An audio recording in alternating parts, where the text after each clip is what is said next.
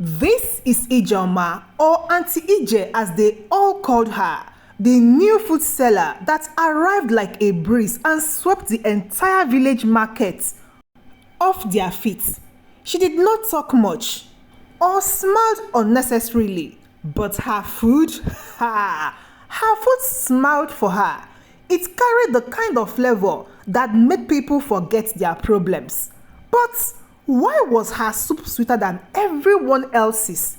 Why did grown men lick their fingers like babies when they ate her food? And why after every meal did people keep saying, "My stomach is full, but I still want more"? Her egusi soup was so soft, it felt like velvet, and her yam pottage, it will melt inside your mouth like it knew where to land.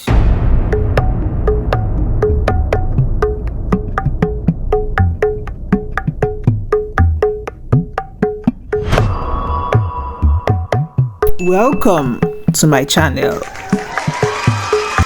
Ijoma wasn't from that village. That much was very clear. Nobody knew where she came from or who trained her. But from the first week she arrived, even the old food sellers that had been there for 20 years started packing their pots early. Her meals were cheap, so cheap that market women stopped cooking at home. Students lined up. Traders begged to skip the queue.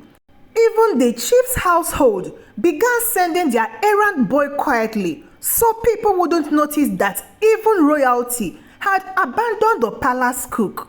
And then there was this thing she always added. They didn't know what it was. She called it Obe Special, a secret thick sauce she would scoop last over your rice or swallow. Nobody knew where she stored it. Nobody ever saw her prepare it, but that sauce, it made the whole village go crazy. One man claimed he saw his late mother in a dream, licking her fingers and dancing after he ate her food. Another woman said it cured her ulcer. A teacher said it brought back her appetite after 6 months of chemotherapy. People joked about it. This woman must have put juju inside her stew. Forget juju, it's her love. She's cooking with love, whatever it is. I want to marry that sauce.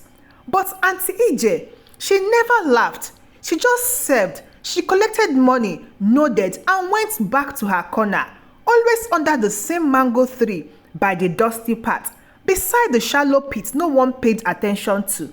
She never gossiped. She never sat with other sellers, and she never ever ate her own food. People noticed, but when something tastes that good and costs so little money, who really cares? Until one day, someone did care, and that one person started asking questions that will make the whole village think twice.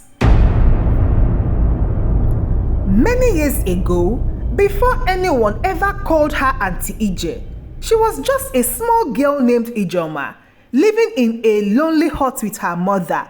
Her mother's name was Obiageli. They were not rich. In fact, people said they were cursed.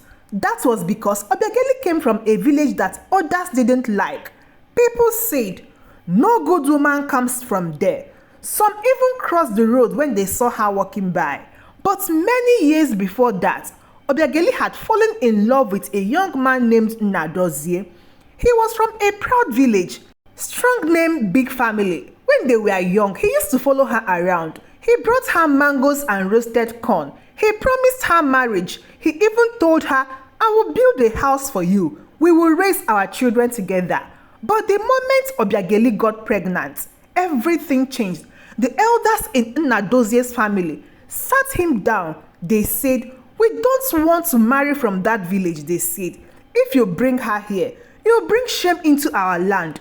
And they told him to forget about her. So he did.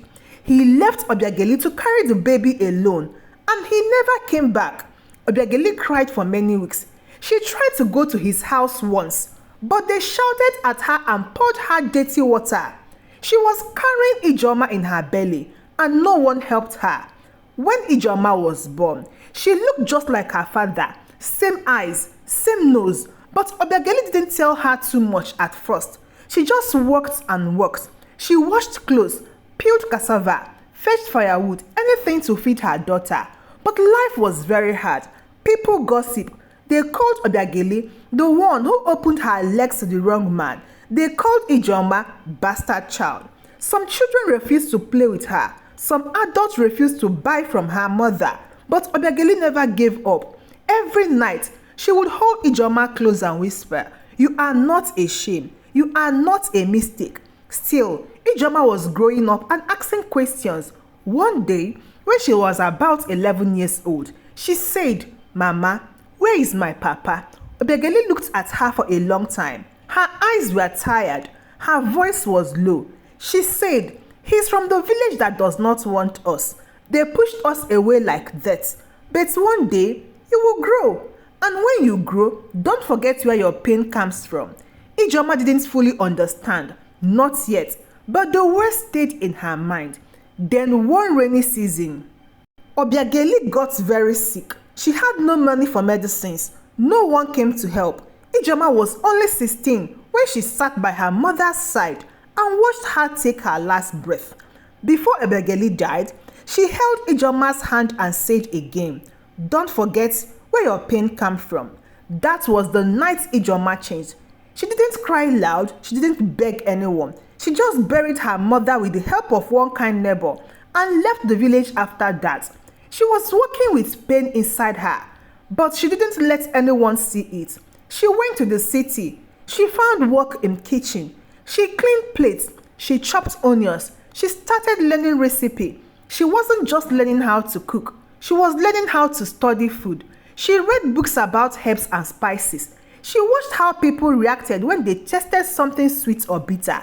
She even started reading about bacteria, how things rot, how they ferment, how strong smell can blend into good smell.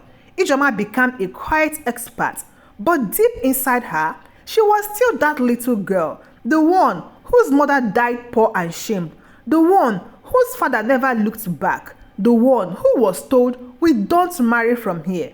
And that pain, it was still cooking inside her.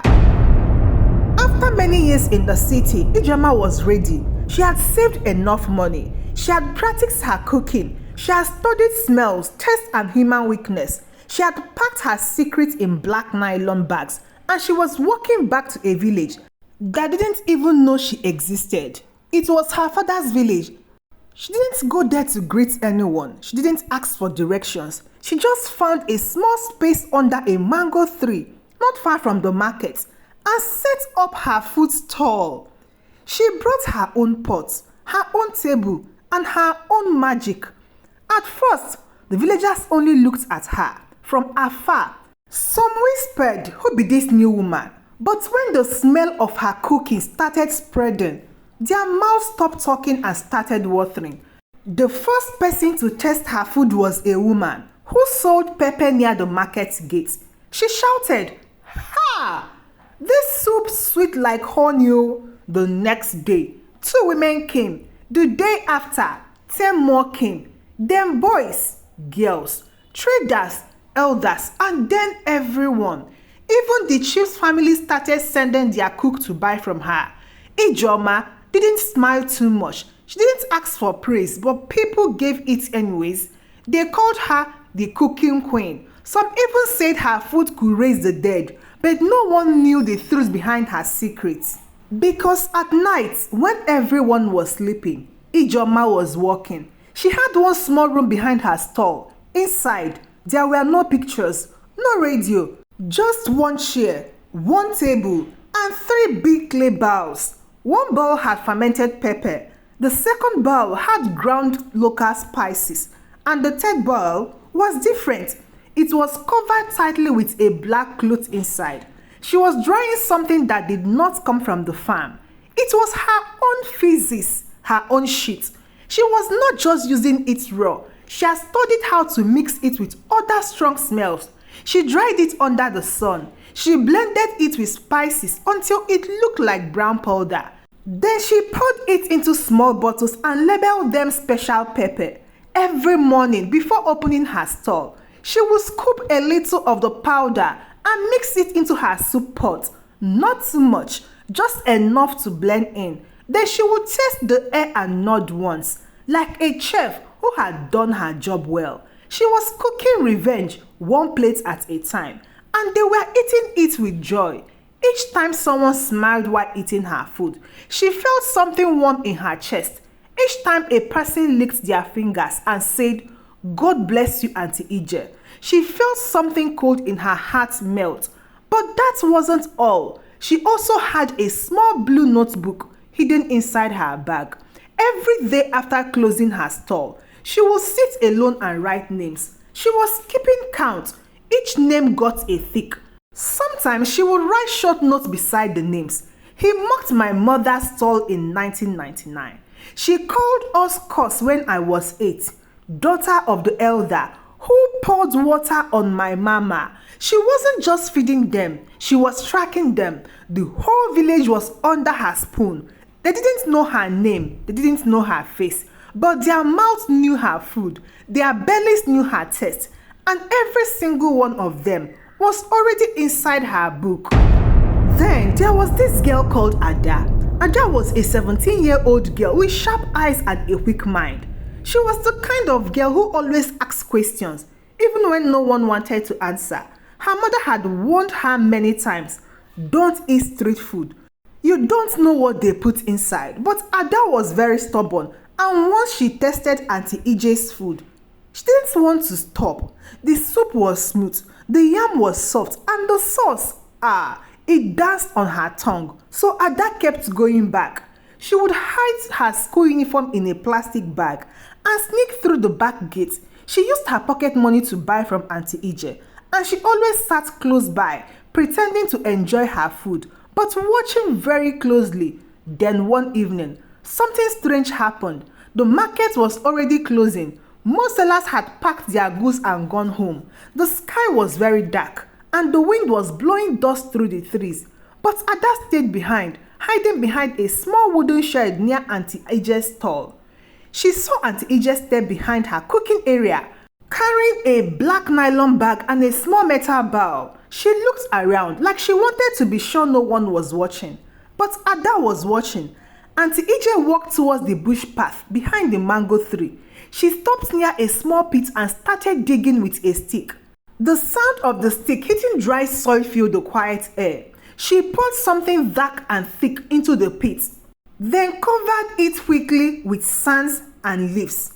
After that, she looked up sharply. Her eyes met Ada's just for a second, but instead of shouting or getting angry, Auntie Ije smiled, an awkward, tight smile that didn't reach her eyes. Then she walked back slowly, wiping her hands on her wrapper. Ada felt cold. Her heart was beating fast, but she didn't run. She just stood there quiet. From that day, Ada started watching more closely. She came to the market earlier. She stood closer to the pots. One evening, she smelled something strange, something that didn't match the sweet scent of fresh soup. It was foul, thick, like something that had died and was trying to come back. Yet people were eating and smiling. "Ah, this woman, your soup dey enter spirit oh," one man said, licking his fingers. Ada looked at the pot. She looked at the brown container Auntie Ije always kept near her foot, and her stomach turned. Something was not right, and she was going to find out what it was. A few days later, Ada made a plan. She walked up to Auntie Ije with a smile and said, "Auntie, I want to be helping you after school. I can wash plates and clean the table." Auntie Ije looked at her for a long time. Then she nodded slowly. "You can come," she said. From that day, Ada became part of the afternoon routine. She washed spoons, she wiped the benches, she fetched water when needed. Auntie Ije didn't talk much, but she seemed happy to have help. But Ada was not there to help. She was there to look. One afternoon, Ada came earlier than usual. She was walking quietly on bare feet, hoping Auntie Ije had not arrived yet. And she was right. The kitchen room behind the stall was unlocked. The door was slightly open. Ada pushed it slowly and stepped inside. The room was small. It had one window, one shelf, and 3 clay bowls on the floor. There were bottles and jars on the shelf. Some had pepper, some had oil, but one jar caught her eyes. It was brown and it had a white label. That label said special pepper. Ada picked it up. She opened it. Ha! What she saw made her cover her mouth and drop the jar very fast. It was not pepper. It looked like dry brown powder, but the smell, oh my God, the smell, it was very bad, very, very bad, worse than anything she had smelled in her entire life. She stepped back, her eyes were wide. She opened a small cloth bag beside the jar. It was hidden under a pile of wrappers. Inside, there were lumps of dried brown pieces. It looked like old meat, but it was not meat. Her heart was racing now. Her hands were shaking. It was dried feces, human feces, shit. Ada screamed, but no sound came out. She turned and ran out of the room. She was running down the bush path, pushing through tall grasses. But before she could get far, someone grabbed her arms. Ha! It was Auntie AJ. They both froze. The sun was going down. The air was heavy and silent. Birds were flying back through the trees. The leaves were not moving. Ada's eyes were filled with fear. Ijeoma's eyes were calm, cold and still. They stared at each other. Neither of them said a word. And in that moment, the secret was no longer a secret. Ada's arm was still in Ijeoma's grip. The bush was quiet. The air felt thick, like it was waiting for something to happen. But Ijeoma didn't shout. She didn't ask Ada why she went through her things. She let go of Ada's hand and pointed to a flat rock under a tree. "Sit down," she said. Ada sat. Slowly, her knees were shaking. Ijeoma sat too. She wiped her face once, then folded her hands on her laps. She looked at the trees for a while. Then she began to speak. "My name is Ijeoma," she said quietly, "but no one here knows that." Ada said nothing. Her eyes were wide. Her breathing was fast. Ijeoma continued. Her voice was low but steady. "My mother's name was Obiageli.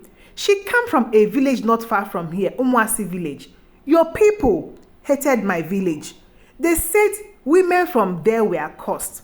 She fell in love with a man from this village. His name was Nnadozie." Ada blinked. That name sounded familiar. They laughed together.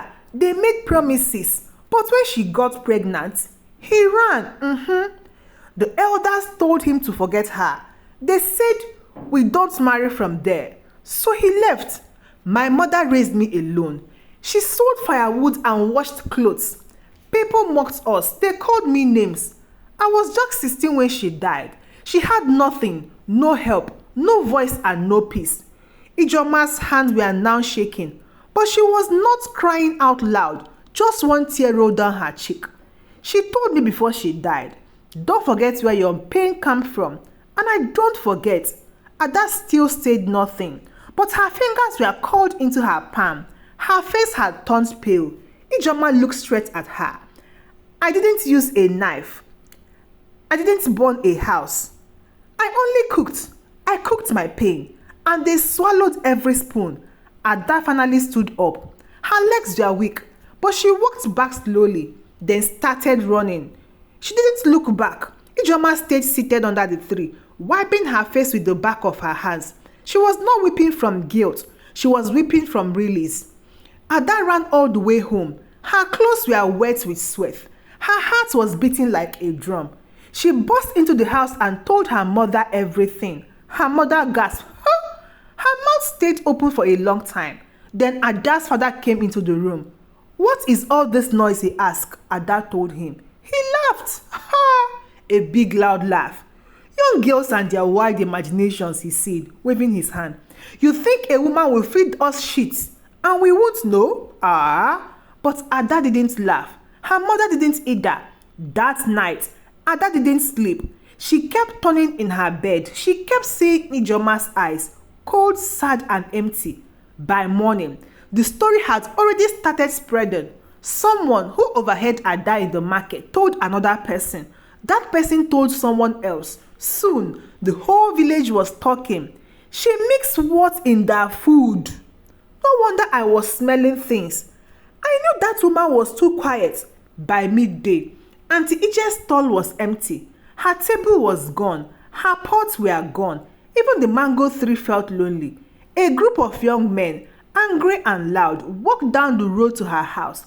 They didn't knock.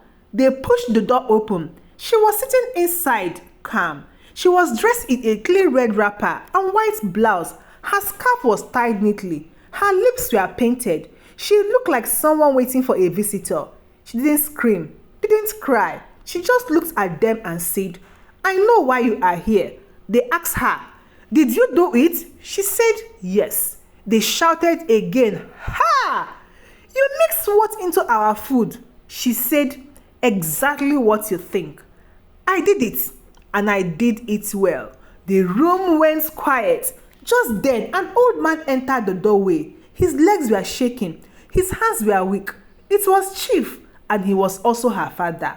When he saw Ijeoma, his eyes opened wide. She looked at him, and for the first time, he knew. He fell to his knees. No one helped him up. Ijeoma turned her face away, and outside the house, the whole village was standing, watching and whispering. The next morning, the sun was rising slowly over the village, but the people were not waking up with joy. People were quiet, faces were tight, hearts were heavy. Ijeoma did not run. She did not beg. She packed her small bag. She wore her same red wrapper and white blouse. She tied her scarf neatly, just like before. Her hands were steady. Her eyes were dry. The elders gathered. The crowd was waiting, and no one spoke for a long time. They didn't beat her. They didn't tie her. They just pointed to the narrow road that led out of the village. And so, Ijeoma walked. She didn't look back. She didn't cry. And just before she reached the edge of the village, she stopped and turned her head slightly. Her voice was calm. Her words were clear. "If you had embraced my mother, you would have never tested my sheets." Ha ha! Then she faced the road again and kept walking. Behind her, the village was silent. But inside their hearts, a storm had started. Some people went home and vomited. Some sat on the floor and cried. A few older men were shaking and sweating. One woman fainted. By evening, 3 families had already gone to the local shrine. They were asking the priest for cleansing. The village never smelled the same again. And the chief, her father, the one who fell to his knees, he became quiet. He did not speak another word. He stopped eating. He stopped walking. He was just sitting in his hut, looking at the door every day, as if waiting for something to return. But nothing came.